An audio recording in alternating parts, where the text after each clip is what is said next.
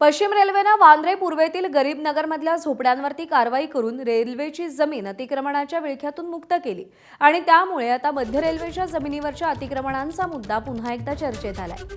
मध्य रेल्वेच्या मुंबईतील विविध भागांमध्ये 16,000हून अधिक झोपड्या आणि अनधिकृत बांधकामांमुळे सुमारे 5 लाख चौरस मीटर रेल्वे जमीन बेकायदेशीरपणे वापरली जाते आणि तरीही मध्य रेल्वे प्रशासनानं अजून ठोस कारवाई का केली नाही हा प्रश्न अनुत्तरित राहतो।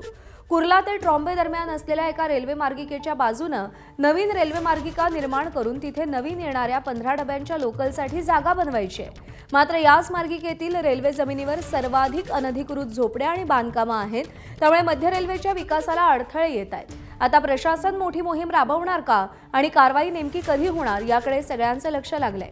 कुर्ला ते ट्रॉम्बे मार्गिका कुठे आहे आणि ही मार्गिका अतिक्रमणाच्या विळख्यात कशी अडकली आहे याचा आढावा घेतलाय अक्षय भाटकर यांनी।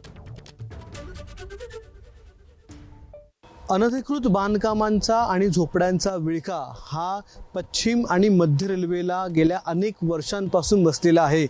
पश्चिम रेल्वेने या संदर्भात कारवाई करून गरीबनगर इथल्या झोपड्या पाडल्या, पण मध्य रेल्वे कोणाची वाट पाहते हा प्रश्न आहे। कारण मध्य रेल्वेवर देखील तब्बल 16,000 पेक्षा जास्त अनधिकृत बांधकामं आणि झोपड्या आहेत। त्यापैकी सर्वाधिक झोपड्या आणि सर्वाधिक बांधकामं ही कुर्ला ते ट्रॉम्बे या लाईनच्या दोन्ही बाजूला आहेत। माझ्या खाली ही लाईन तुम्ही प्रत्यक्षात पाहू शकता। कुर्ला स्टेशनवरून RCFला जाण्यासाठी BPCLला जाण्यासाठी एक लाईन टाकण्यात आलेली आहे। या लाईनच्या दोन्ही बाजूला गेल्या अनेक वर्षांपासून अनधिकृत बांधकामं आहेत आणि त्यावर कारवाई केली गेलेली नाही आहे। ही जी अनधिकृत बांधकामं आहेत ती तब्बल 5,595 पेक्षा जास्त आहेत आणि या अनधिकृत बांधकामांनी रेल्वेच्या 50,000 चौरस मीटर इतक्या भूभागावर कब्जा केलेला आहे। पण या संपूर्ण अनधिकृत झोपड्यांवर कारवाई का केली जात नाही हा सगळ्यात मोठा प्रश्न आहे। आत्ताच हा मुद्दा पुढे का आला? कारण मुंबईसाठी मध्य रेल्वेसाठी 15 डब्यांच्या नवीन लोकल ह्या येऊ घातलेल्या आहेत आणि त्या लोकल ज्या आहेत त्या मेंटेनन्ससाठी उभ्या करण्यासाठी स्टॅबलिंग लाईनची गरज आहे।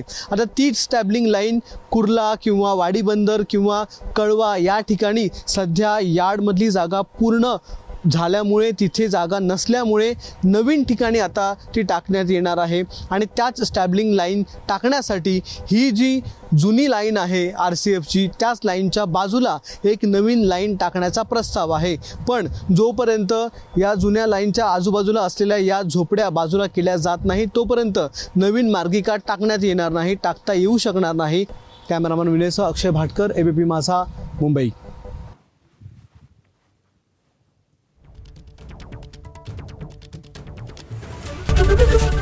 ABP माझा, उघडा डोळे बघा नीट।